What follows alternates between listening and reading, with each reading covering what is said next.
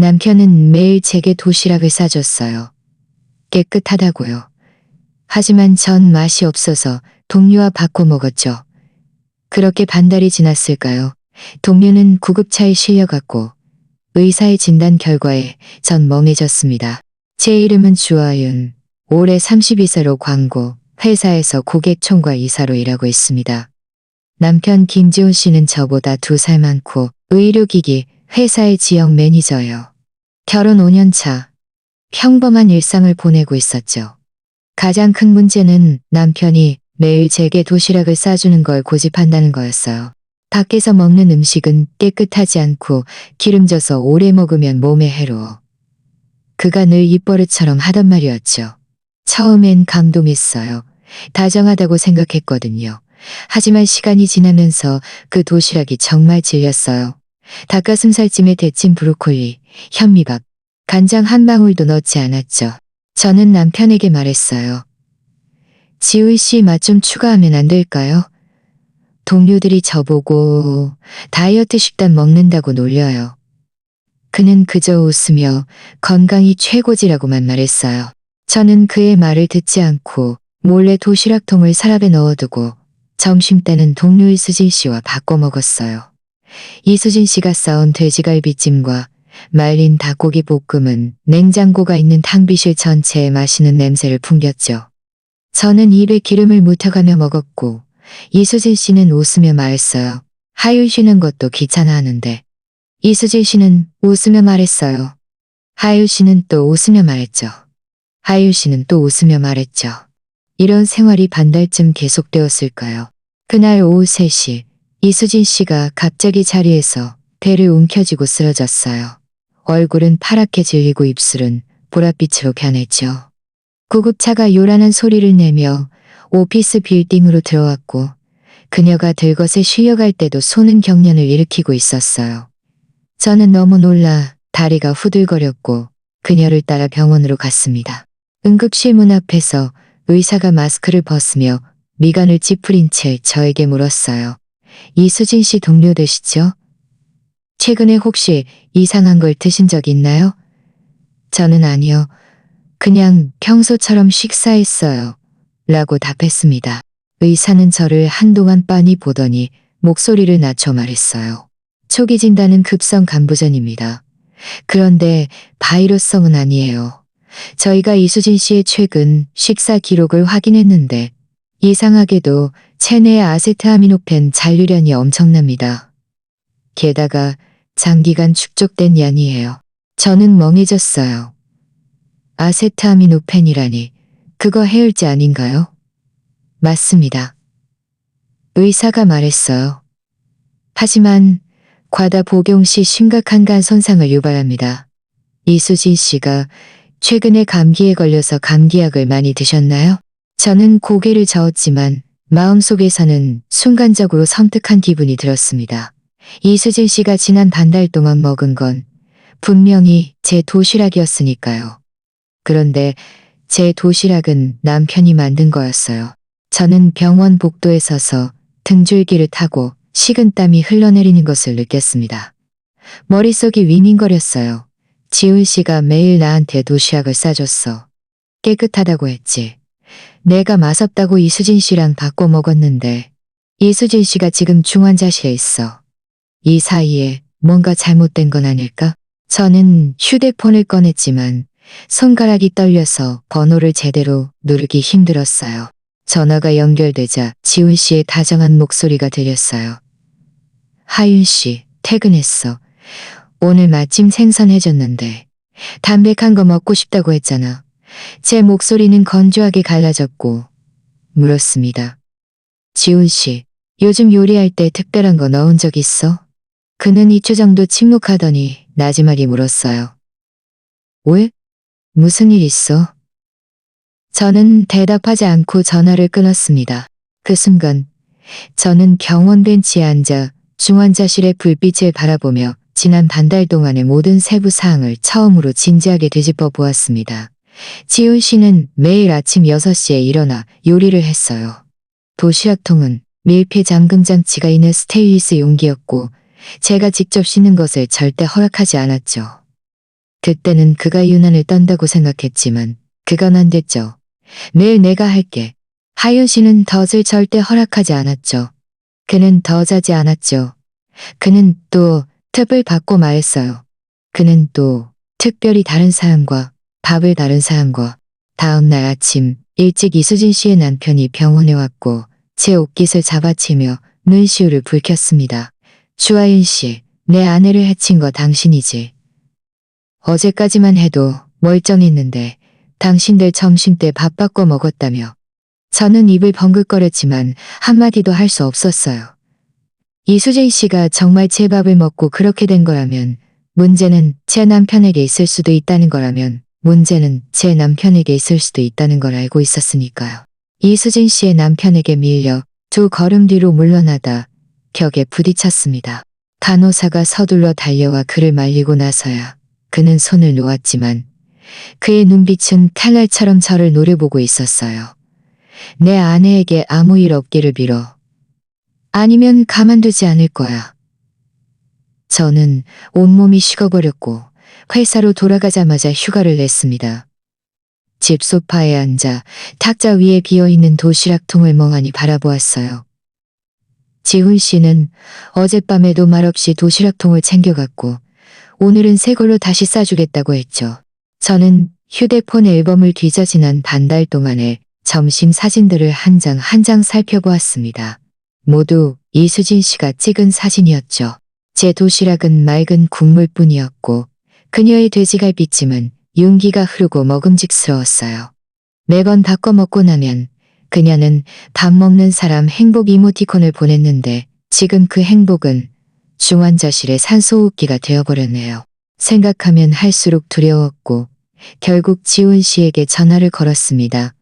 목소리를 최대한 낮춰 물었어요. 솔직히 말해줘. 내 밥에 뭘 넣었어? 전화적 칸에서 몇 초간 침묵이 흘렀어요. 그는 침착한 목소리로 말했어요. 하윤 씨, 일단 진정해. 저녁에 돌아가서 자세히 얘기해 줄게. 지금 당장 알아야겠어. 저는 거의 소리쳤어요. 이수진 씨가 위독해. 의사가 간부전이 잘못된 걸 오랫동안 먹어서 생긴 거래. 그런데 그 사람이 먹은 건 내 밥이야. 지훈 씨는 깊이 한숨을 쉬더니 말했어요. 그럼 하윤 씨는 생각해 본 적 없어? 내가 왜 직접 밥을 만들고 직접 도시락통을 싣고 뚜껑도 못 만지게 했는지? 저는 멍해졌어요. 그는 계속 말했습니다. 누군가 하윤 씨 밥에 손을 댔으니까. 제 머릿속이 윙윙거렸어요. 누가? 이수진 씨가? 그런데 왜 나를 해치려고 해? 지우 씨는 잠시 말을 멈추더니 목소리를 가라앉혔습니다. 지난달 말에 내가 회사 앞에서 하윤 씨 퇴근을 기다리는데 이수진 씨가 탕비실에서 하윤 씨 도시락통에 뭔가를 붓는 걸 봤어. 현장에서 바로 밝히면 역효과가 날까봐 가만히 있었지. 나중에 CCTV를 확인해보니 그녀가 사흘 연속으로 그렇게 하더라고. 제 손이 떨려서 휴대폰을 제대로 잡을 수 없었어요. 왜 진작말 안 했어? 하윤 씨는 하윤 씨가 믿었을까?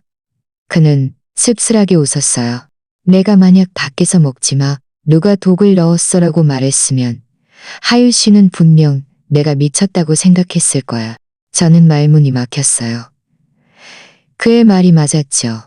만약 그가 그때 저에게 말했다면 제 첫 반응은 분명 지훈 씨, 혹시 업무 스트레스가 너무 심한 거 아니야? 였을 거예요. 하지만 지금 이수진 씨는 병원에 누워있고 저는 하마터면 공범이 될 뻔했습니다. 저는 소파에 주저앉아 눈물을 멈출 수 없었어요. 두려움 때문이 아니라 지훈 씨에게도 이수진 씨에게도 미안했기 때문입니다. 그저 맛을 쫓았을 뿐인데 다른 사람을 생사의 갈림길로 내몰았다고 생각하니 가슴이 찢어지는 듯 했습니다. 저녁에 지훈 씨가 돌아왔고 손에는 보온병이 들려 있었습니다. 그는 아무 말 없이 곧장 부엌으로 가서 밥을 데웠어요. 10분 후 따끈한 죽 한 그릇이 제 앞에 놓였습니다. 그 안에는 구기자와 마가 떠 있었죠. 이건 해독죽이야. 그가 말했어요. 감촉, 칡뿌리, 복령을 넣었어. 간을 보호하고 독소를 배출하는 데 좋아. 하유 씨도 지난 반 달 동안 그 사람이 바꿔준 걸 조금이라도 먹었으니 방심할 수 없어. 저는 그를 올려다보았고 눈가가 뜨거워졌습니다. 당신, 처음부터 이럴 줄 알고 있었던 거야? 그는 고개를 끄덕였습니다. 매일 만든 밥은 사실 두 종류였어. 하율 씨에게 준 건 보호식이었지. 혹시 모를 독소를 중화시키는 식재료를 사용했어. 내가 먹은 건 그냥 평범한 집밥이었고 저는 완전히 멍해졌어요. 당신이 이런 걸 어떻게 알아? 우리 아버지가 한의사시거든. 그는 나지막이 말했어요. 어릴 때 아버지가 음식을 약처럼 쓸 수도 있다고 가르쳐 주셨어.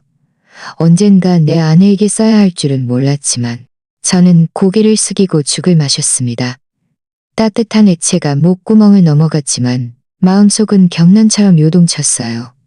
그가 통제관이 아니었고 유난을 떤 것도 아니었네요. 그저 말없이 저를 보호하고 있었던 거예요. 그런데 이수진 씨는 왜 그랬을까요? 저는 문득 한 가지 일이 떠올랐습니다. 석 달 전 회사에서 큰 고객 입찰 경쟁이 있었어요. 저와 이수진 씨 모두 프로젝트 책임자였는데 결국 제가 이겼고 그녀는 탈락했죠. 그날 그녀는 탕비실에서 비웃었어요. 주아윤, 너 총무랑 잤냐? 그래서 그 계약 따낸 거야? 저는 그녀를 무시하고 돌아섰지만 지금 생각하니 그 눈빛 속의 증오는 농담이 아니었어요. 저는 벌떡 고개를 들었습니다. 지훈 씨, 이수진 씨가 내가 프로젝트를 가로채서 나를 해치려고 한 걸까? 그는 대답하지 않고 그저 제 손을 부드럽게 잡았습니다. 두려워하지 마. 내가 있잖아. 다음 날 아침 일찍 저는 용기를 내어 병원에 갔습니다. 이수진 씨는 여전히 중환자실에 있었고 그녀의 남편은 복도 벤치에 앉아 수염이 덥수룩하고 눈두덩이가 웅푹 팬 채였습니다. 저를 보자 그는 벌떡 일어서며 주먹을 꽉 쥐었습니다. 아직도 올 얼굴이 있어. 그의 목소리는 쉬어 있었어요. 내 아내는 지금 기계에 의지해서 살고 있어. 의사가 30분만 더 늦었으면 죽었을 거래. 저는 2미터 거리에 서서 가까이 가지 않았습니다. 잠시 이수진 씨를 보고 싶어요. 뭘 봐? 당신 때문에 이렇게 됐는데. 그는 비웃었습니다. 당신들 밥 바꿔 먹은 거 나 다 알았어. 당신 밥에 대체 무슨 독약이 들어있던 거야? 저는 입술을 깨물었고 어떻게 설명해야 할지 몰랐어요. 남편이 다른 사람이 독을 넣을까봐 예방했다고 말하면 그저 변명처럼 들릴 것 같았죠. 저는 깊이 한숨을 쉬었습니다. 장씨, 정말 제 밥에 문제가 있었다면 제가 전적으로 책임질게요. 하지만 이수진 씨가 왜 제 도시락통에 손을 댔을지 생각해 본 적 있나요? 그는 잠시 멍해졌고 그의 눈빛에 흔들림이 스쳐 지나갔습니다. 저는 계속 말했어요. 그의 눈빛에 한 줄기 흔들림이 스쳐 지나갔습니다. 저희는 동료고 평소의 관계도 좋았어요. 그런데 왜 굳이 그것도 반 달 동안이나요?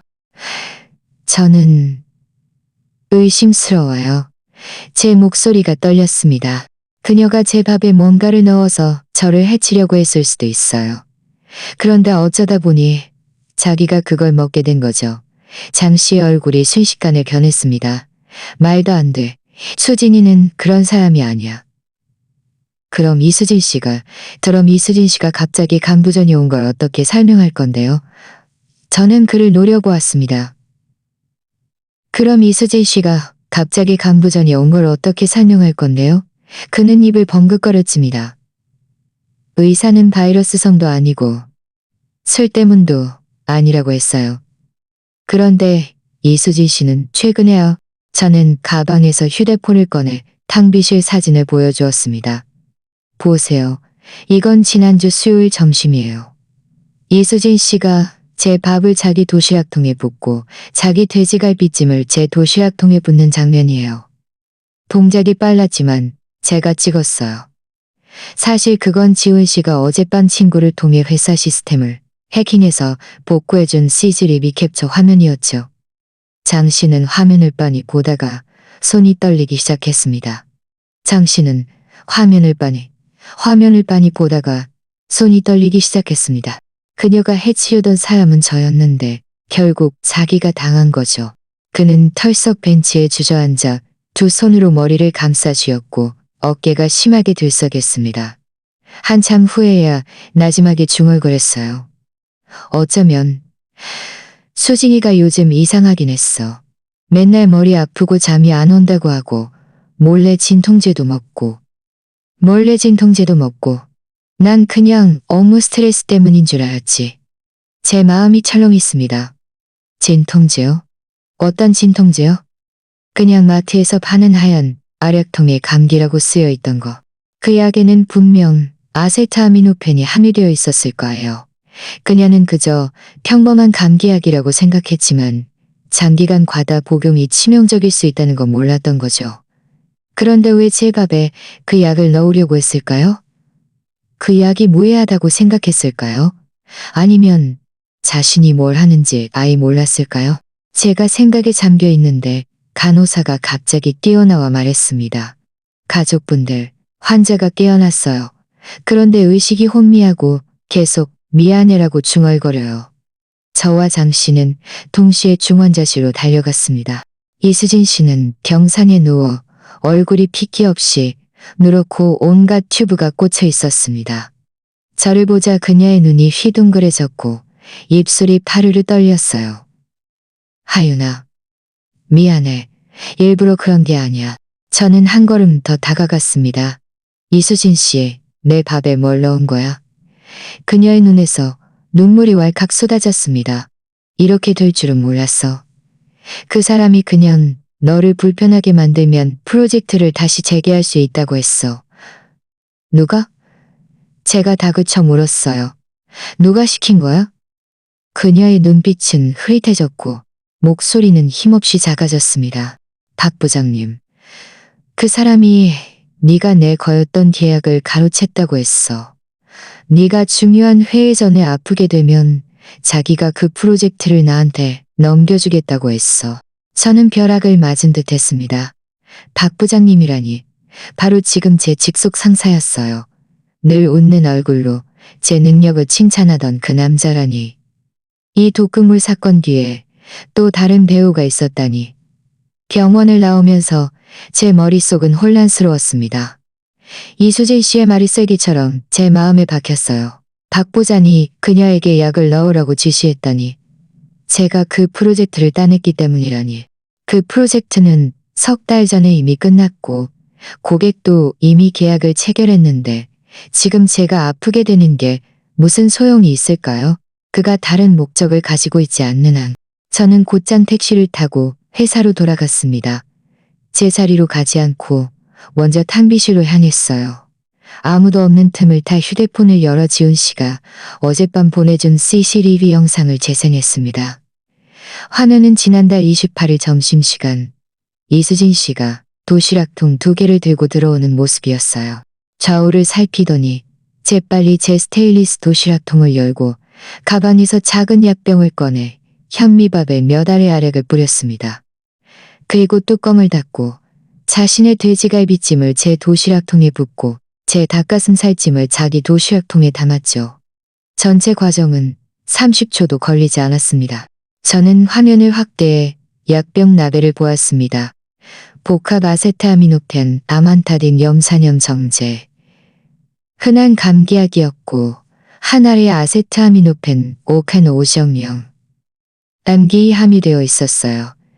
의사가 성인 1일 상한선은 4, G라고 했으니 초과 복용하면 간이 손상될 수 있죠. 만약 반달 동안 매일 누적 복용했다면 급성 간부전이 충분히 발생할 수 있었습니다. 그런데 이수진 씨도 이 약을 먹고 있었어요. 그녀는 그저 제가 어지럽거나 피곤해서 중요한 회의를 놓치는 등 불편하게 만들 생각이었을 거예요. 하지만 장기간 축적된 독성이 치명적일 수 있다는 건 몰랐던 거죠. 더 무서운 건 그녀가 받고 먹은 밥이 진짜 독극물이라는 사실을 전혀 인지하지 못했다는 건 몰이라는 사실. 저는 영상을 껐고 심장이 차갑게 식어버렸어요. 그때 등 뒤에서 갑자기 목소리가 들렸습니다. 주하윤 씨, 여기서 뭐해요? 저는 화들짝 뒤를 돌아보았습니다. 박 부장이 문 앞에 서 있었고 말끔한 정장에 온화한 미소를 짓고 있었어요. 이수진 씨가 입원했다던데 하윤 씨는 괜찮아요? 저는 심장이 뛰는 것을 억누르며 억지로 웃었어요. 네, 괜찮아요. 그냥 동료 보러 왔어요. 그냥 동료 보러 왔어요. 그가 한견하여 억정만 더 다가왔고 걱정스러운 목소리로 말했어요. 하윤 씨, 요즘 안색이 안 좋네요. 단눈빛에는 그전 걱정스러운 말했어요. 하윤 씨, 요즘 안색이 안 좋네요. 박 부장님, 걱정해 주셔서 감사해요. 하지만 프로젝트가 한창이라 쉴 수가 없어요. 그는 고개를 끄덕이며 제 어깨를 두드렸습니다. 하윤 씨는 정말 너무 열심히 해. 참, 다음 달에 그룹에서 신규 입찰 프로젝트가 있는데 하윤 씨가 적임자라고 생각해요. 잘 해봐요. 말을 마치고 그는 돌아서서 나갔습니다. 저는 그 자리에 서서 온몸이 식어버리는 것을 느꼈습니다. 그가 저를 떠보는 걸까요? 아니면 계속해서 집에 돌아와 지훈 씨에게 CCTV 영상을 보여주었습니다. 그는 영상을 다 보고 미간을 찌푸렸습니다. 이건 영상만으로는 안 돼. 식품 증거를 확보해야 해. 예를 들어 그 사람이 사용했던 약병이라든지 아니면 하율 씨 도시락통에 남아있는 잔류물 같은 거. 하지만 도시락통은 매일 씻었잖아요.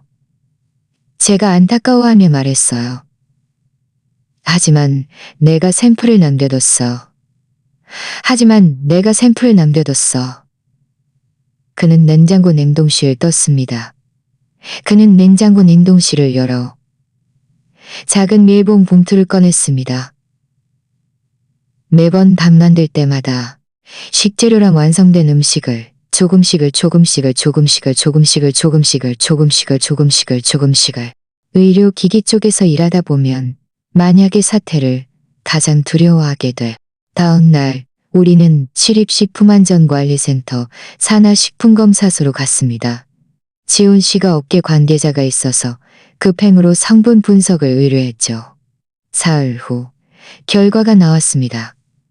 제가 보관한 도시락 샘플에서 실제로 아세타미노펜 잔류량이 검출되었고 그 농도는 만성 중독을 유발하기에 충분했습니다. 동시에 저는 회사 인트라넷을 통해 탕비실의 전체 CCTV 영상을 신청했습니다. 처음에는 사생활 침해라며 이런저런 핑계를 대며 거절했지만 제가 곧장 법무팀을 찾아가 직원이 독극물 투여로 인해 생명 안전이 위급한 상황이라고 말하자 그제야 허락해 주었습니다. CCTV 영상이 확보된 날 저는 컴퓨터 앞에 앉아 손이 떨려서 마우스를 제대로 움직일 수 없었습니다. 화면을 클릭하고 한 장면 한 장면 재생했습니다. 이수진 씨가 닷새 연속으로 다른 시간에 제 도시락통에 약을 넣는 모습이었어요. 때로는 점심시간에, 때로는 제가 회사에 도착하기도 전에 그녀의 동작은 점점 더 능숙해졌고 심지어 한 번은 카메라를 향해씩 웃으며 자랑하는 듯 했습니다.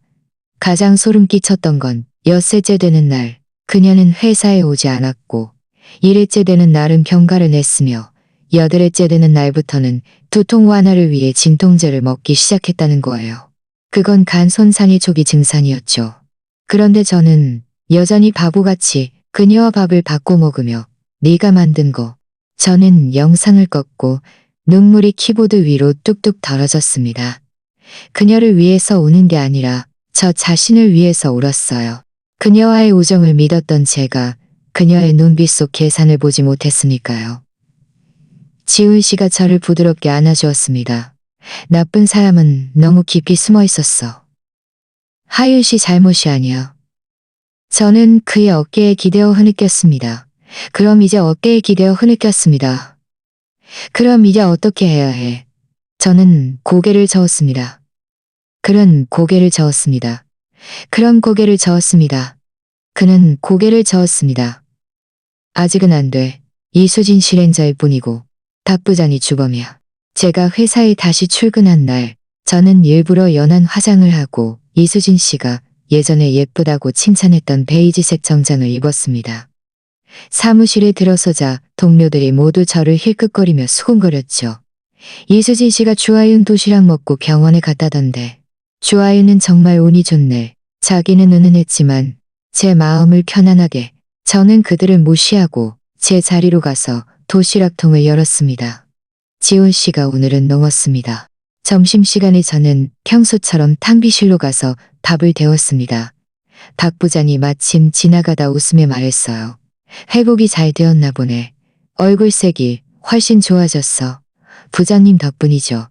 저는 고개를 숙이고 밥을 휘저으며 침착한 목소리로 말했어요. 그냥 좀 무서웠어요.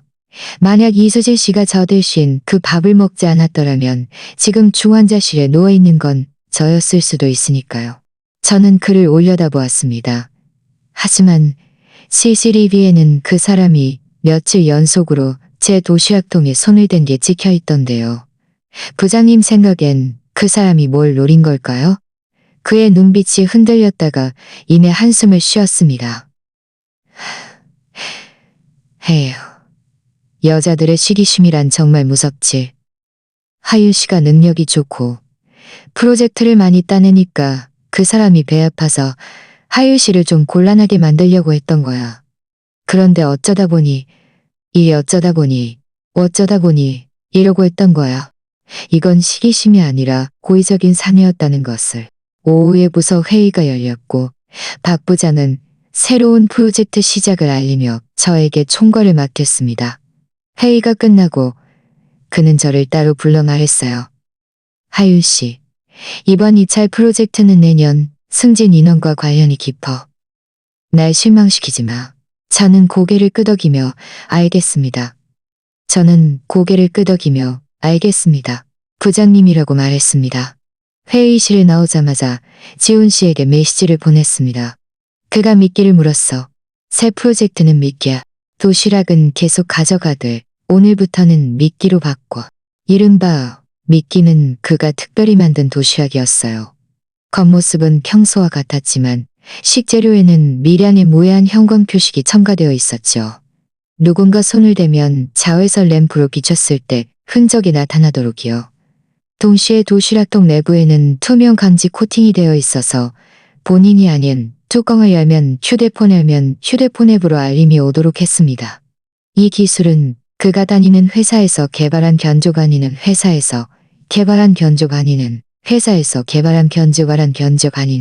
다음 날 점심시간 저는 일부러 도시락통을 탕비실 가장 눈에 잘 띄는 곳에 놓았습니다.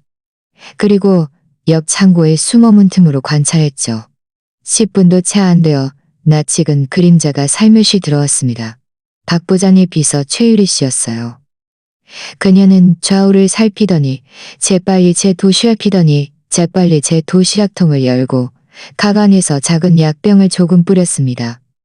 저는 숨을 죽이고 휴대폰을 꺼냈고 즉시 주기폰을 꺼냈고 그녀가 멀리 가고 나서야 저는 밖으로 나와 자외선 펜으로 도시락통을 비춰보았습니다.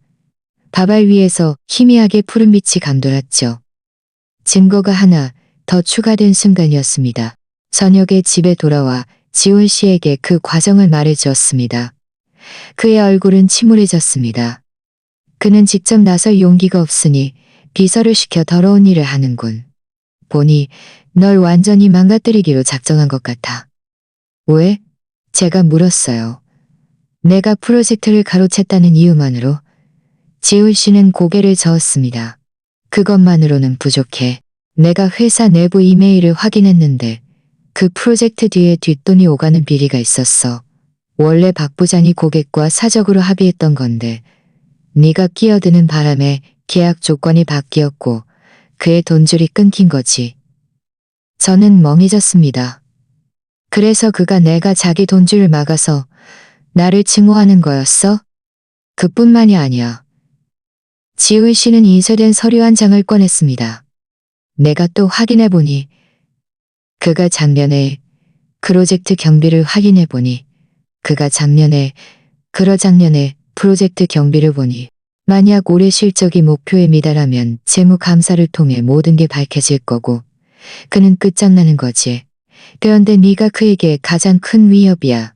네가 일을 깨끗하게 처리하고 고객이 널 믿으니까 언제든 그를 대신할 수 있다고 생각하는 거야.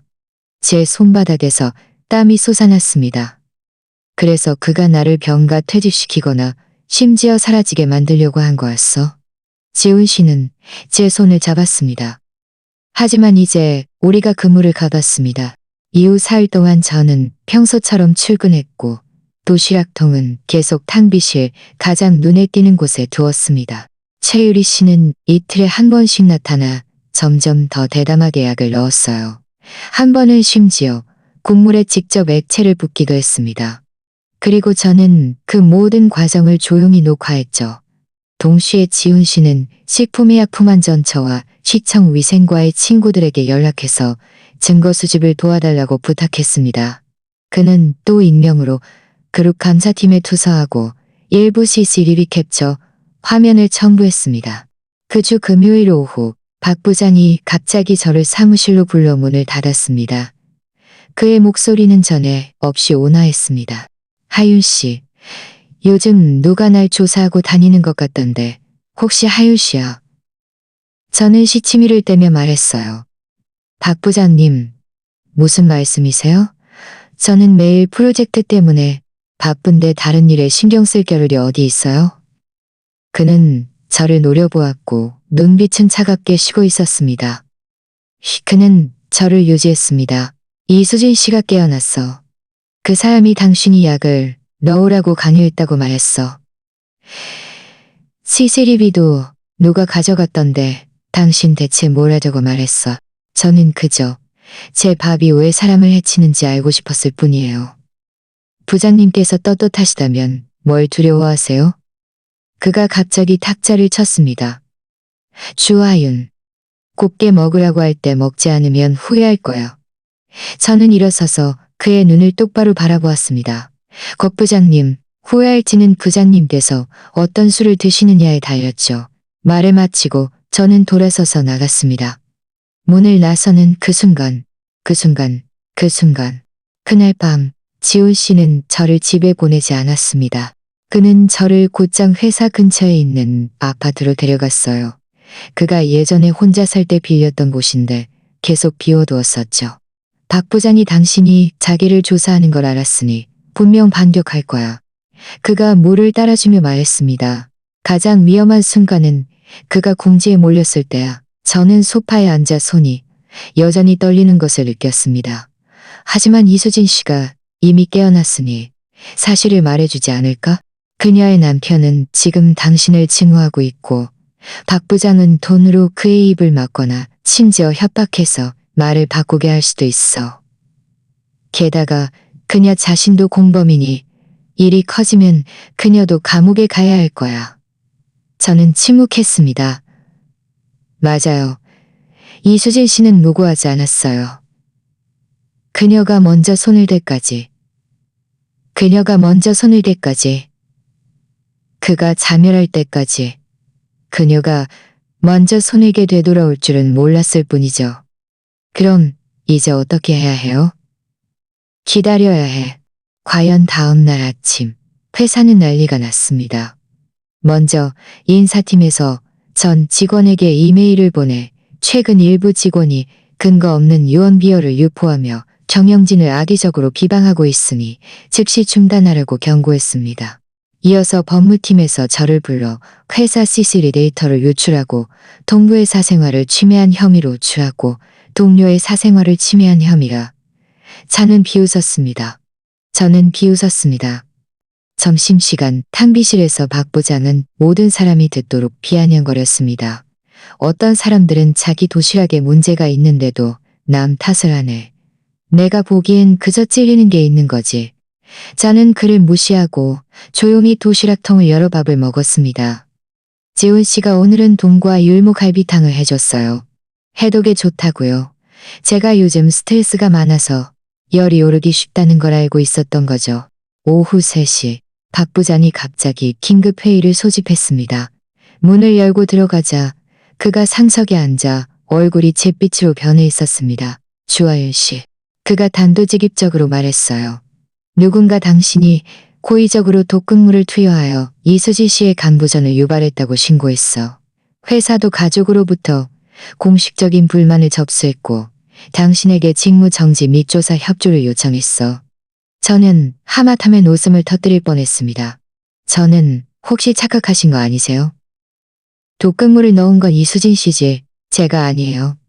증거라도 있으세요? 그가 비웃었습니다. 그가 비웃었습니다. 어쩌면 당신이 직접 독을 넣고 그 사람에게 뒤집어 씌운 걸 수도 있지. 저는 그를 노려보며 한마디 또박또박 말했습니다. 그럼 부장님은 식품의약품안전처가 제 밥을 검사하는 걸 허락할 용기가 있으세요? 경찰이 부장님의 비서, 최근에 구입한 약품 기록을 조사하는 걸 허락할 용기가 있으세요? 그의 얼굴이 변했습니다. 바로 그때 회의실 문이 열리고 제복을 입은 두 사람이 들어섰습니다. 가슴에는 식품의약품안전처와 시청위생과 직원진이 걸려 있었고 그 뒤에는 그룹 본사의 감사팀장이 따라 들어왔습니다. 박 부장이 벌떡 일어섰습니다. 당신들 누가 오라고 했어? 감사팀장이 차갑게 말했습니다. 익명 제보를 접수했습니다. 기 부서에 식품안전 및 직무규정 위반 문제가 있는 것으로 파악되어 현재 조사 협조를 요청하는 바입니다. 회의실 전체가 침묵에 휩싸였습니다. 저는 자리에서 일어나 가방에서 USB를 꺼냈습니다. 이것은 지난 반달 동안의 탕비실 전체 CCTV 영상과 제 도시락통이 열린 시간 기록입니다. 그리고 이것은 제가 보관한 도시락 샘플 검사 보고서입니다. 과다한 아세타미노펜이 검출되었다는 결과가 나와 있습니다. 저는 USB를 탁자 위에 놓고 박 부장을 바라보았습니다. 부장님도 혹시 샘플 하나 제출하실 의향이 있으신가요? 예를 들어 부장님께서 최유리 씨에게 약을 사라고 송금했던 기록이라든지요. 그의 입술은 새하얗게 변했고 한마디도 할 수 없었습니다. 그날 오후 최유리 씨는 조사를 위해 연행되었고 경찰은 그녀의 집에서 다량의 감기약과 박 부장이 그녀에게 5억만 원을 송금한 내역 비고란에는 프로젝트 협력비라고 쓰여 있었음을 찾아냈습니다. 그리고 이수진 씨는 남편의 설득 끝에 마침내 입을 열었습니다. 그녀는 병원에서 진술서를 작성했고 박 부장이 자신에게 주하일 씨가 중요한 회의 전에 몸이 안 좋게 만들라고 지시했으며 성공하면 승진과 급여 인상을 약속했다고 시인했습니다. 그녀는 울면서 말했어요. 저는 그저 그 사람이 어지럽거나 경과를 내게 만들려고 했을 뿐이에요. 그 약이 치명적일 줄은 몰랐어요. 사흘 후 그룹에서 공지문이 발표되었습니다. 박 부장은 독극물 투여 교사, 공금 횡령, 상업적 뇌물수수 혐의로 해고되었고 사법기관에 이관되었습니다. 최유리 씨도 공범으로 함께 구속되었죠. 그리고 저는 뜻밖에도 중대한 내부 위험을 즉시 폭로한 공로로 파격적으로 팀장으로 승진했습니다. 하지만 저는 전혀 기쁘지 않았어요. 이수미가 이수진 씨의 목숨을 담보로 얻어낸 것이라는 걸 알고 있었으니까요. 그녀는 목숨은 건졌지만 간은 영구적으로 손상되었고 의사는 앞으로 밤샘도 안 되고 화를 내서도 안 되고 화를 내서도 안 되며 심지어 아이를 갖는 것도 위험할 수 있다고 말했습니다. 제가 그녀를 보러 간 날 그녀는 병상에 누워 뼈만 앙상하게 남아 있었습니다. 하윤아. 그녀의 목소리는 아주 작았습니다. 미안해. 널 시기해서는 안 되는 거였어. 네 남편이 너에게 밥을 만들어주는 건 널 사랑해서인데 나는 깨끗한 밥 한 그릇도 제대로 못 차렸어. 저는 그녀의 손을 잡았고 눈물이 뚝뚝 떨어졌습니다. 더 이상 말하지 마. 어서 몸이나 잘 챙겨. 병원을 나서자 지훈 씨가 문 앞에서 저를 기다리고 있었습니다. 그는 아무 말도 하지 않고 그는 아무 말도 하자 제어를 벌려 저를 안아주었습니다. 햇살이 몸에 닿아 따뜻했습니다. 햇살이 몸에 다 따뜻했습니다. 사건 후 회사는 저에게 2주의 유급 휴가를 주었고 지훈 씨도 연차를 내서 지난 반달 동안 놀랐던 제 마음을 달래주겠다고 했습니다. 하지만 제 마음은 여전히 답답했어요. 그날 밤 저는 뒤척이며 잠을 이루지 못하다가 문득 지훈 씨에게 물었습니다. 만약 내가 밥을 바꿔 먹자 아니나게 이수진 씨가 정말 나를 아프게 만들고 박 부장은 순조롭게 나를 밀어냈을까? 네가 병의 원인을 찾지 못하고 계속 병가를 내면서 실적이 떨어지면 결국 해고되었을 거야. 아무도 몸이 안 좋은 직원을 의심하지 않을 테니까. 저는 몽설이 찼습니다. 그는 어떻게 그렇게 독할 수 있지? 권력은 일단 돈에 물들면 이빨을 드러내게 돼. 지훈 씨의 목소리는 아주 작았습니다. 그는 널 겨냥한 걸까? 그는 널 겨냥한 게 아니라 네가 그의 길을 막는 걸 두려워했던 거야. 그는 몸을 돌려 저를 마주 보았고 창밖에 달빛을 빌려 저를 보았습니다. 그래서 우리는 다른 방식으로 살아야 해. 저는 멍해졌습니다. 무슨 뜻이야? 우리 함께 창업하자. 그가 말했어요. 저는 제가 잘못 들은 줄 알았습니다. 미쳤어? 당신 연봉이 7천만 원이 넘고 스톡 옵션도 있잖아. 그런데 매일 불안에 떨면서 사는 게 가치가 있어? 그가 반문했습니다. 네가 하마터면 독살당할 뻔했는데 그저 일을 너무 잘했다는 이유만으로? 이 회사는 이미 썩었어. 저는 입을 벙긋거렸지만 아무 말도 할 수 없었습니다. 사실 그의 말이 옳다는 걸 알고 있었어요. 광고업계는 겉으로는 화려하지만 그 안은 온통 계산뿐이죠. 오늘은 네가 나를 해치고 내일은 내가 너를 속이는 시기죠. 이수진 씨가 첫 번째도 아니었고 마지막도 아닐 거예요.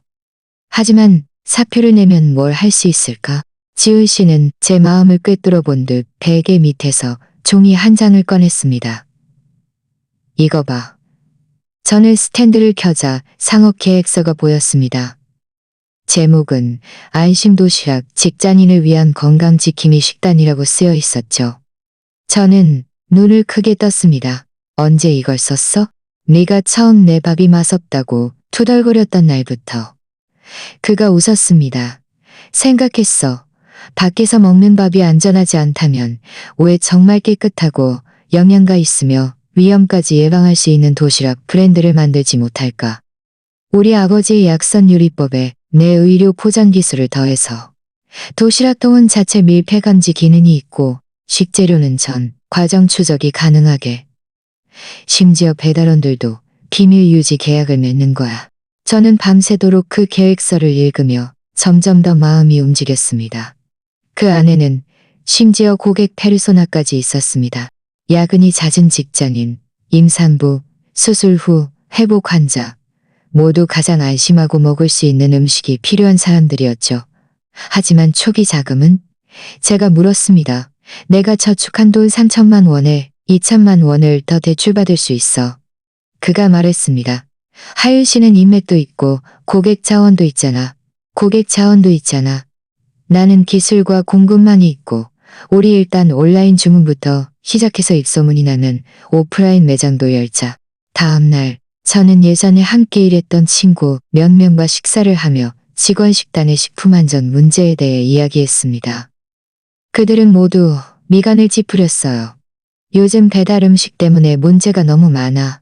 회사에서도 관리하고 싶어도 할 수가 없고 만약 믿을 수 있는 맞춤형 도시락이 있다면 우리 회사도 구명 대량으로 구매할 거야. 제 눈이 번쩍 뜨였습니다. 집에 돌아와 지훈 씨와 밤샘하며 계획서를 수정했습니다. 사흘째 되는 날 우리는 안심식탁이라는 이름으로 회사를 등록했습니다. 동시에 저는 회사에 공식적으로 사직서를 제출했습니다. 총무이사가 직접 저를 찾아와 이야기했습니다. 하윤 씨, 그룹에서 하윤 씨를 아주 중요하게 생각하고 있어.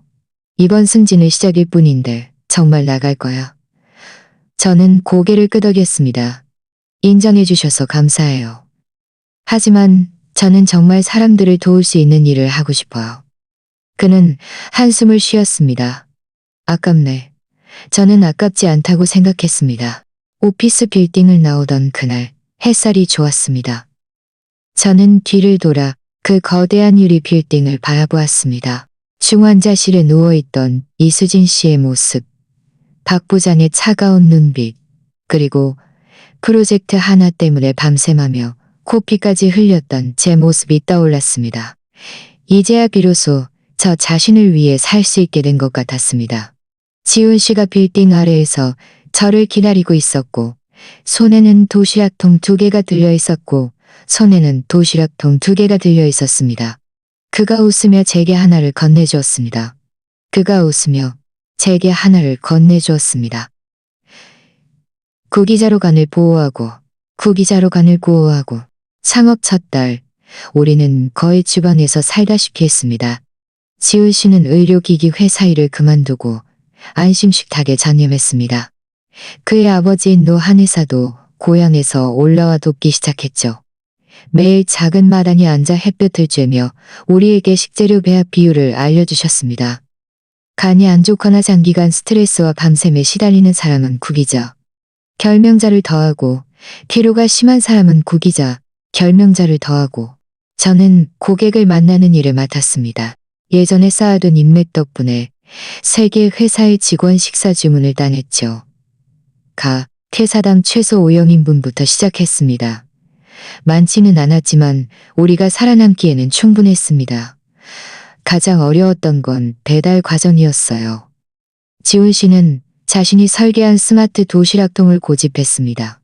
내부에 초소형 센서가 내장되어 있어서 본인이 아닌 다른 사람이 열거나 온도가 비정상적이면 시스템이 자동으로 경고음으로 그는 또 모든 도시락통에 번호를 매기고 사용자 아이디와 연결해서 한 통에 한 사람이라는 원칙을 지키며 전 과정을 추적할 수 있도록 했습니다. 비용은 많이 들었지만 우리는 이를 악물고 버텼습니다. 첫 달이 끝났을 때 우리는 2억명만 원의 손해를 보았지만 고객 재구매율은 85%에 달했습니다. 한 임산부 고객은 단체 채팅방에 댓글을 남겼어요. 안심식탁 도시락을 먹고 입덧이 줄었어요. 남편이 얼굴색도 밝아졌다고 하네요. 저는 그 댓글을 캡처해서 지훈 씨에게 보냈고 그는 한참 동안 그 댓글을 바라보더니 눈가가 촉촉해졌습니다. 그런데 바로 그때 문제가 생겼습니다. 어느 날 아침 제가 작업실에 도착해보니 문 앞에 찌그러진 빈 도시락통 10여 개가 쌓여 있었고 바닥에는 붉은 페인트로 외식업계에서 꺼져라라고 쓰여 있었습니다. 저는 너무 놀라 서둘러 경찰에 신고했고 경찰은 CCTV를 확인한 결과 새벽 2시에 복면을 쓴 2사람이 저지른 일이라는 것을 알아냈습니다. 차량 번호판은 대포차였고 단서는 끊겼습니다. 박 부장 쪽 사람인가? 그럴 리 없어. 제가 말했습니다. 그는 아직 구치소에 있잖아. 그럼 누구지? 다음 날 답이 저절로 찾아왔습니다. 검은 정장을 입은 한 남자가 들어와 자신을 성남 외식업 연합의 대표라고 소개했습니다. 그는 말했어요. 주사장님, 당신들 도시락 너무 비싸서 우리 단체 급식 사업 다 뺏어가잖아. 현명하게 사업 방식을 바꾸지 않으면 다음번엔 도시락통만 부수는 걸로 끝나지 않을 거야. 저는 깨달았습니다. 우리가 다른 사람들의 밥그릇을 건드린 것이었죠. 지역단체 급식 시장은 오랫동안 몇몇 대형 공급업체들이 독점하고 있었어요. 그들은 저렴한 가격과 뒷돈으로 주문을 따냈고 식재료는 최대한 아꼈습니다. 그런데 우리의 고급 건강식 식단이 등장하자 고객들이 우리에게로 돌아서기 시작했고 그들은 당연히 초조해진 겁니다. 저는 차갑게 말했습니다. 우리는 안전과 건강을 파는 거지 가격을 파는 게 아니에요. 불만이 있다면 품질로 겨뤄보세요. 그 남자는 비웃었습니다. 품질? 당신들은 식품 영어, 퍼가짐도 아직 없잖아. 안 그래? 제 마음이 철렁했습니다. 맞아요. 우리는 아직 마지막 몇 가지 검사 보고서를 기다리고 있는 중이었죠. 그는 의기양양하게 떠났습니다. 그날 저녁 식품의약품안전처에서 불시에 검사를 나왔습니다. 익명 제보를 접수했다. 당신들이 무허가로 영업하고 출처 불분명한 한약재를 사용하며 허위 광고를 한약재를 사용하며 허위 광고를 한 혐의가 있다고요. 검사관들은 부엌을 샅샅이 뒤지고 심지어 쓰레기통까지 뒤져보았습니다. 결국 사소한 문제 하나를 찾아냈죠. 지훈 씨 아버지가 배합한 건간 차 포장지에 생산 배치 번호가 인쇄되어 있지 않았던 거예요. 법계상인을 라벨 표기 오류에 해당했고 원래는 시정 조치로 끝날 수 있는 문제였지만 그들은 곧장 우리 작업실을 폐쇄하고 7일간의 영업 정지 및 개선 명령을 내렸습니다. 7일이라니. 우리 고객 주문은 어떻게 해? 겨우 입소문이 나기 시작했는데 이렇게 멈추면 모든 게 끝장이야. 저는 텅 빈 부엌에 앉아 눈물을 글썽했습니다. 지훈 씨는 오히려 침착했습니다. 그는 아버지에게 전화를 걸어 약선요리법이 정식으로 등록되어 있는지 물었습니다. 그럼 10년 전에 이미 지방 한의학관리청에 등록했고 등록번호도 다 조회돼. 아버지의 목소리는 우렁찼습니다. 지훈 씨는 즉시 변호사에게 연락했고 모든 식재료 구매 내역, 검사 보고서, 고객 피드백을 정리해서 서류로 만들었습니다. 다음 날 아침 일찍 그는 자료를 들고 식품의약품안전처로 가서 청문회를 요청했습니다. 동시에 저는 개인 나세나세 장문에 글을 올렸습니다. 제목은 깨끗한 밥 한 그릇, 왜 이렇게 어려운가요? 였죠. 마지막으로 모든 검사 보고서와 고객 댓글 캡처 화면을 첨부했습니다. 예상치 못하게 이 글은 폭발적인 반응을 얻었고 전 동료, 오랜 고객, 심지어 모르는 사람들까지 앞다투어 공유했습니다. 어떤 사람은 응원합니다. 요즘 배달 음식 문제 너무 많아요라고 댓글을 달았고 어떤 사람은 망하지 마세요. 라며 한 달치 도시락 값을 미리 송금하기도 했습니다. 사흘 후 식품의약품안전처에서 먼저 우리에게 연락을 해왔습니다. 확인 결과 경미한 규정 위반이었고 더 놀라운 건 제 글을 본 여성기업인 지원재단에서 우리를 여성 창업 지원 프로그램에 초대해 준 겁니다. 50만 원의 지원금뿐만 아니라 6개월간 무료로 작업실을 제공해 주겠다는 파격적인 제안이었죠. 그날 밤 저와 지훈 씨는 다시 깨끗하게 닦인 조리대 앞에서 조죽 한 냄비를 끓였습니다. 그가 한 숟가락 떠서 치킨 다음 제게 건네주었습니다. 악인들이 우리를 잡아주기려 했는데 결국 우리에게 길을 터준 셈이네. 저는 그 따뜻한 죽을 마시며 웃었습니다. 맞아. 선한 일은 좋은 결과를 가져온다는 말은 결코 빈말이 아니었어.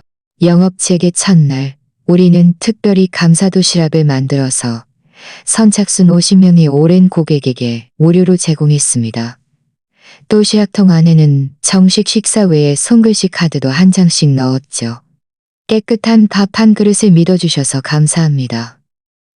주문은 이전보다 3배나 늘었지만 저는 진정한 시험은 아직 오지 않았다는 것을 알고 있었습니다. 과연 일주일 후 이수진 씨의 남편이 찾아왔습니다.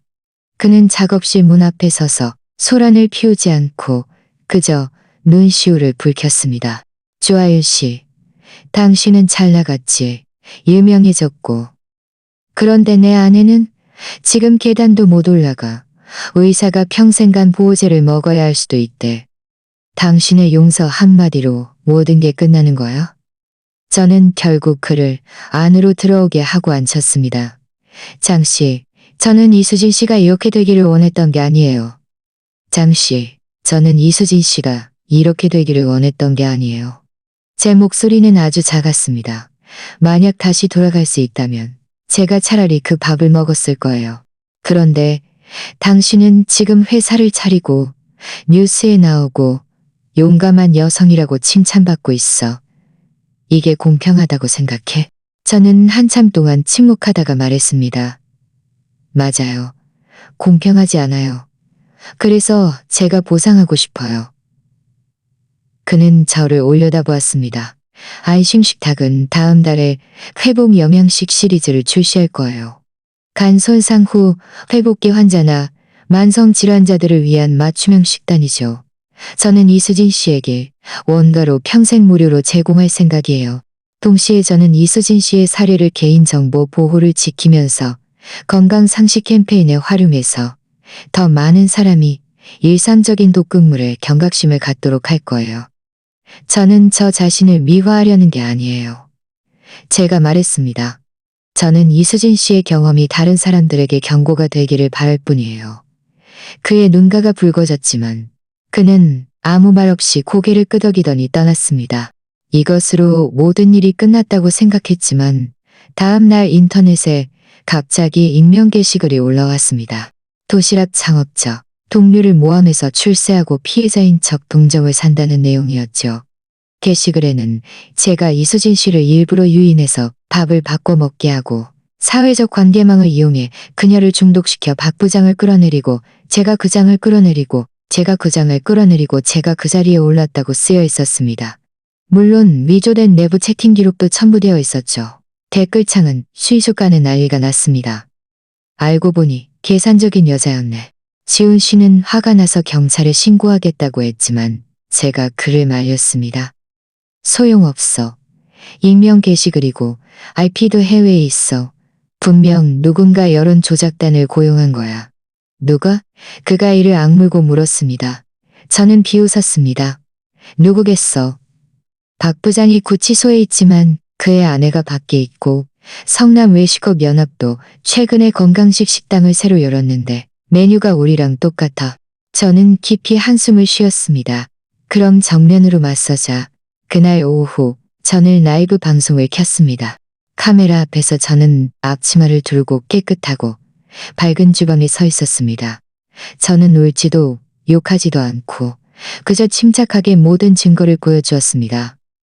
CCTV 영상, 검사보고서, 경찰의 이수진 씨 진술서, 모자이크 처리, 심지어 박 부장 비서의 송금 기록까지. 만약 제가 주범이라면 왜 제 밥에 손을 댔을까요? 왜 제가 제 손을 댔을까요? 왜 이수진 씨가 깨어나자마자 처음 한 말이 미안해였을까요? 제가 만드는 모든 밥은 조사를 견딜 수 있으니까요. 라이브 방송이 끝나자 조회수는 1억만 건을 넘어섰습니다. 변호사가 먼저 저에게 연락해 명예훼손 소송을 무료로 대리하겠다고 자원했습니다. 고객들도 보고 나니 더 믿음이 간다. 당신이 공격당했다는 건 진정한 이익을 건드렸다는 건 진정한 이익을 건드렸다는 건 진정한 이익을 건드렸다는 건 진정한 이익을 건드렸다는 건 묻습니다. 사흘 후 식품의약품안전처와 사이버 수사대가 합동조사에 착수했고 게시글이 한 홍보대 행사에서 작성되었으며 상대방은 당황했고 밤새도록 전화를 걸어 보상하겠다고 했지만 저는 받아들이지 않았습니다. 저는 변호사를 통해 2가지 조건을 제시했습니다. 첫째, 그들이 지역 주요 언론에 공개 사과할 것. 둘째, 그들의 모든 단체, 급식 공급업체를 식품안전약속연합에 가입시키고 제3자 불시검사를 수용할 것. 그렇지 않으면 상업적 비방 및 부당 경쟁 혐의로 고소하겠다고 말했습니다. 일주일 후 그들은 지역 일간지 일면에 사과 성명을 게재했고 우리의 주문은 40% 더 증가했습니다. 그날 밤 지훈 씨는 전골을 끓여 축하해 주었습니다. 그가 저에게 고기 한 점을 빠르게 건네주며 말했습니다. 여보, 당신 이제 오뚜기가 됐네. 저는 웃으며 그에게 말했습니다. 쓰러뜨릴 수 없는 안심식 닭이지. 냄비 바닥은 끓어 넘쳤고 김이 모락모락 피어올랐습니다. 저는 이 싸움에서 우리가 이겼다는 것을 알았습니다. 파동이 지나간 후 안심식탁은 오히려 지역 건강식의 대명사가 되었습니다. 언론에서 인터뷰를 요청했고 제목은 과장되게 독극물 사건 피해자에서 식품안전 수호자로 라고 뽑혔습니다. 저는 거절하지 않았지만 한 가지 요구를 했습니다. 말할 수 없는 직장인들 같은 제목은 쓰지 말아 달라고요. 인터뷰 날 저는 이수진 씨에 대한 이야기를 많이 했습니다. 비난이 아니라 간성하는 마음으로요. 그녀는 태생적으로 나쁜 사람이 아니라 시기와 유혹에 밀려간 것이라고요. 만약 회사에 투명한 승진 제도가 있었더라면 만약 그녀가 약물 투여가 치명적일 수 있다는 것을 알았더라면 어쩌면 결말은 달랐을지도 모른다고요. 그녀도 안타깝고 직장에서 성공하기 위해 손을 더럽히는 모든 사람들도 안타까워요. 이 말은 또다시 실시간 검색어에 올랐습니다. 직장 깨끗함이 성공보다 중요하다라는 해시태그는 조회수 1억여 건을 돌파했습니다. 하지만 모든 것이 제대로 돌아가고 있다고 생각할 때 법원으로부터 소환장이 날아왔습니다. 박 부장의 아내가 상해 교사 및 정신적 피해를 이유로 저에게 5천만 원을 배상하라는 소송을 제기한 것이었죠. 이유는 주아윤이 고의적으로 은폐하고 이수진 씨의 약물 복용을 유도하여 그 남편의 가정이 파탄나고 의료비 부채를 지게 되었다는 것이었습니다. 지은 씨는 어이가 없어 웃었습니다. 왜 자기 남편이 독극물을 넣으라고 지시한 건 말 안 해? 변호사는 미간을 찌푸렸습니다. 비록 우리가 증거가 충분하집니다. 민사소송은 인과관계를 따져요. 상대방은 당신이 밥에 문제가 있다는 걸 관계를 따져요. 상대방은 제 마음이 철렁했습니다. 더 나쁜 것은 이수진 씨의 남편이 갑자기 말을 바꾼 겁니다. 법정에서 증언할 때 주아윤이 밥에 문제가 있다는 걸 알았지만 밥 바꿔 먹는 걸 막지 않고 묵인했다고 말했죠. 저는 벼락을 맞은 듯 했습니다. 개정날 저는 피고석에 앉아 건너편 박 부장 아내의 의기양양 안 가져 있을 거예요. 개정날의 의기양양 안 가져 이미 망가져 있을 거예요. 그들은 승패에는 관심이 없고 그저 저를 지치게 만들려는 것이었습니다. 휴정 시간, 지훈 씨가 제 손을 꽉 잡았습니다. 두려워하지 마. 우리에겐 아직 히든카드가 있어. 무슨 히든카드? 제 목소리가 떨렸습니다. 그는 아무 말 없이 신비롭게 웃었습니다. 사흘 후 그가 USB 하나를 들고 법원에 들어섰습니다. 그것은 새로운 증거였습니다. 박 부장이 구치소에서 아내와 비밀리에 통화한 녹음 파일이었죠. 그 안에서 그는 직접 이수진 씨에게 주아윤이 진실을 알리지 않았다고 거짓말하라고 지시했습니다. 그가 돈을 물어내고 망하면 나에게도 다시 일어설 기회가 생길 거야. 어차피 이수진은 이미 망가졌으니 마지막 가치라도 짜내야지. 알고 보니 이수진 씨 남편의 증언 번복도 그들이 매수한 것이었습니다. 판사는 현장에서 경로했고 원고의 모든 청구를 기각했으며 경찰에게 박 부장을 위증 교사죄로 조사할 것을 권고했습니다. 법원을 나오자 햇살이 눈부셨습니다. 저는 계단에 서서 깊이 한숨을 쉬었습니다. 지은 씨가 제 옆에 서서 나지막이 말했습니다. 악인이 가장 두려워하는 건 복수가 아니야. 진실이지. 저는 아무 말 없이 휴대폰을 꺼내 이수진 씨에게 전화를 걸었습니다. 이수진 씨, 당신이 간효당했다는 걸 알아요. 하지만 당신에게 아직 한 점의 양심이라도 남아있다면 자수하세요. 그들이 어떻게 당신을 협박했는지 말하세요. 그렇지 않으면 당신은 평생 그림자 속에서 살게 될 거예요. 전화 저편에서 한참 동안 침묵이 흘렀고 마침내 알았어라는 힘없는 목소리가 들려왔습니다.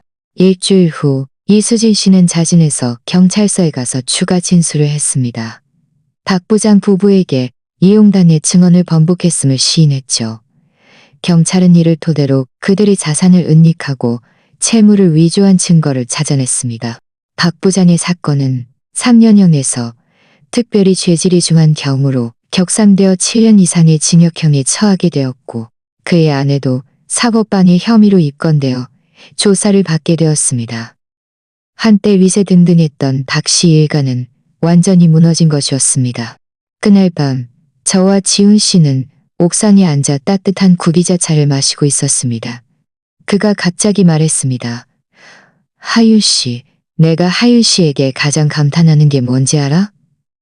뭔데? 당신은 그들을 받고 올라설 수도 있었는데 오히려 그들을 일으켜 세우는 길을 택했어. 그가 웃었습니다.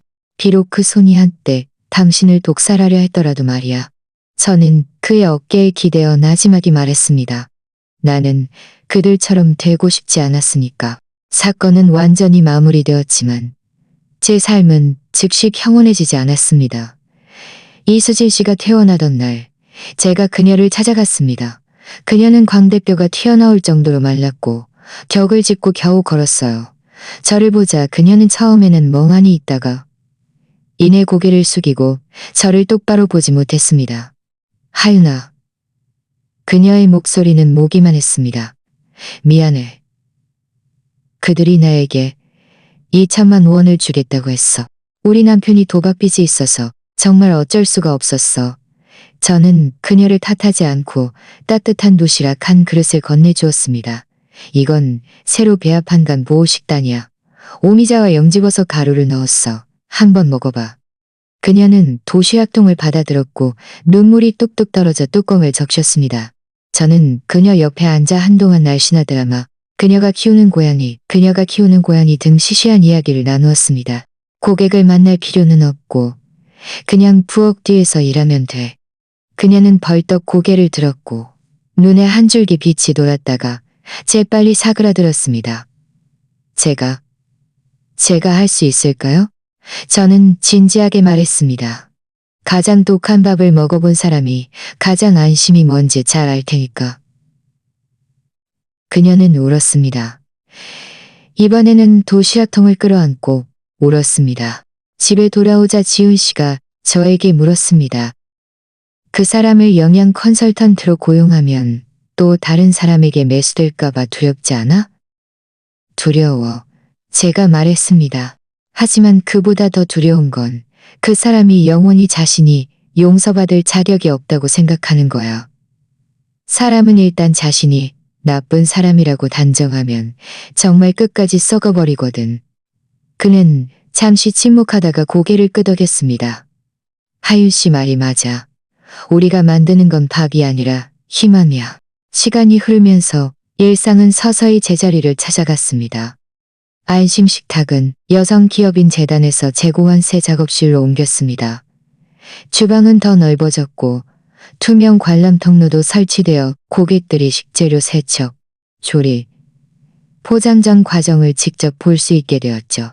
어느 날 점심, 한 노부인이 힘없이 들어와 입원한 딸에게 줄 식사를 주문하고 싶다고 말했습니다. 딸이 췌장암 수술을 막 마쳤는데 당신들 밥이 깨끗하다고는 들었거든.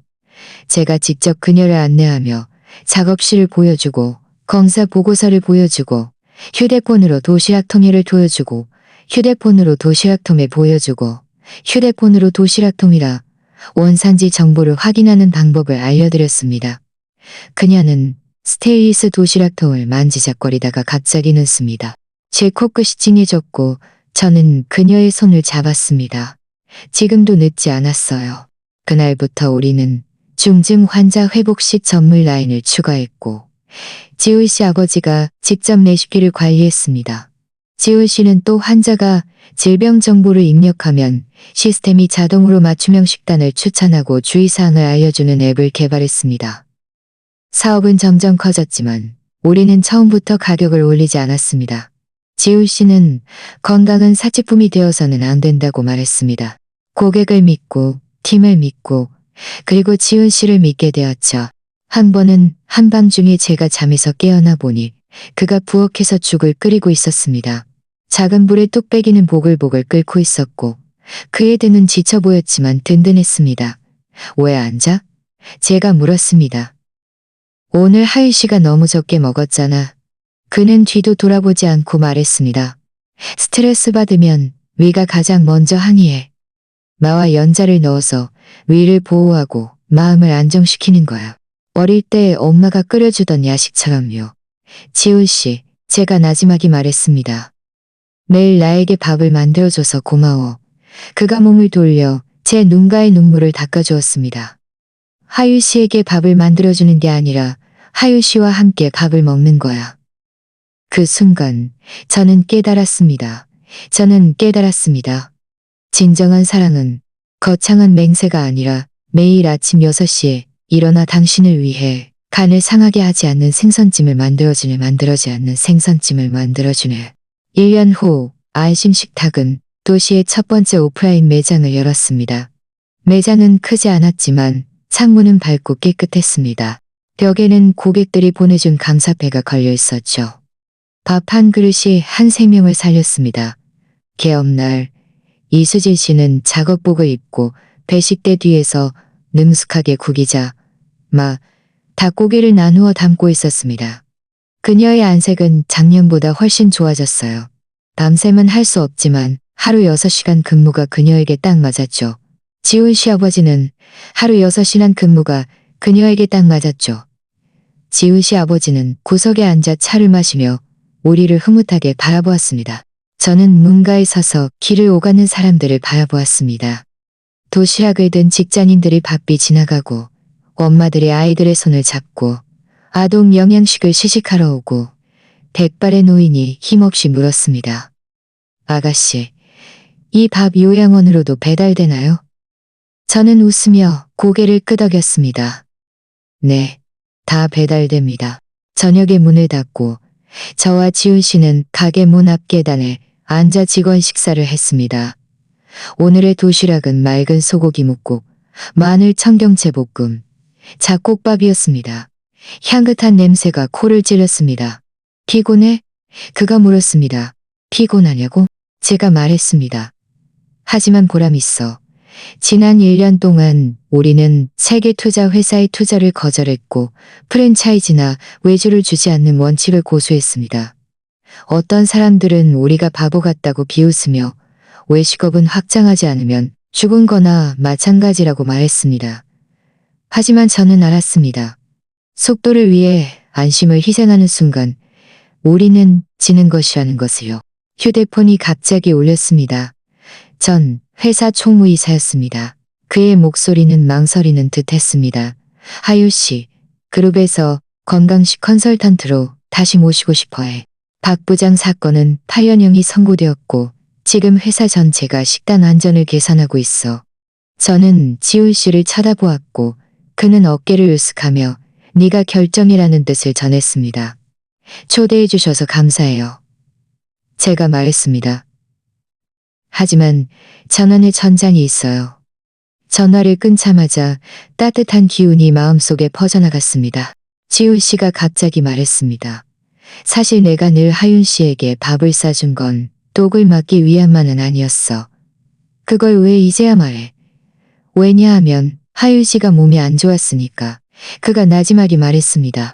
결혼 첫 해 하윤 씨가 한밤중에 배를 움켜쥐고 뒹굴면서도 병원 가기 싫어. 내일 프레젠테이션 망칠까봐 라고 말했잖아. 그때 생각했어. 만약 내가 하윤 씨가 안심하고 먹을 수 있게 해준다면 더 이상 힘들게 버티지 않아도 되지 않을까? 제 눈가가 뜨거워졌고 저는 고개를 숙여 밥을 먹었습니다. 더는 고개를 숙여 밥을 먹었습니다. 밥은 부드럽고 적당히 익었고 소고기는 입에서 살살 녹았습니다. 그의 모든 고집이 매일매일 소고기는 입에서 살살 녹았습니다. 며칠 후 우리는 안심 캠퍼스 프로젝트를 시작했습니다. 근처 초등학교에 일주일간 무료 영양점심을 제공하며 아이들에게 건강한 식재료를 구별하고 이 밥은 안 먹을 거야 라고 말하는 법을 가르쳤습니다. 한 어린 여자아이가 손을 들고 물었습니다. 이모, 만약 친구가 저에게 이상한 거였습니다. 이모, 만약 친구가 저에게 이상한 걸 주면 어떻게 해요? 저는 진지하게 말했습니다. 첫째, 먹지 마세요. 둘째, 선생님께 말습니다. 아이는 고개를 끄덕였고 눈이 반짝이는 그 순간 저는 알았습니다. 우리가 하는 일은 단순히 사업이 아니라 지키는 일이고 전승하는 일이며 모든 평범한 사람들이 당당하게 저는 깨끗한 밥을 먹을 거예요. 라고 말할 수 있도록 하는 것이라는 것이요. 밤이 깊었고 가게 안에 불은 아직 켜져 있었습니다. 지훈 씨는 주방에서 마지막 설거지를 하고 있었고 물 흐르는 소리가 잔잔하게 들렸습니다. 저는 문틀에 기대어 그의 등을 바라보았습니다. 내일은 또 새로운 날이 밝을 것이고 우리의 도시락은 영원히 따뜻할 것입니다. 오늘 이야기가 마음에 드셨다면 좋아요와 구독 부탁드립니다. 또 어떤 유형의 이야기가 보고 싶으신지 댓글로 여러분의 생각을 공유해 주세요.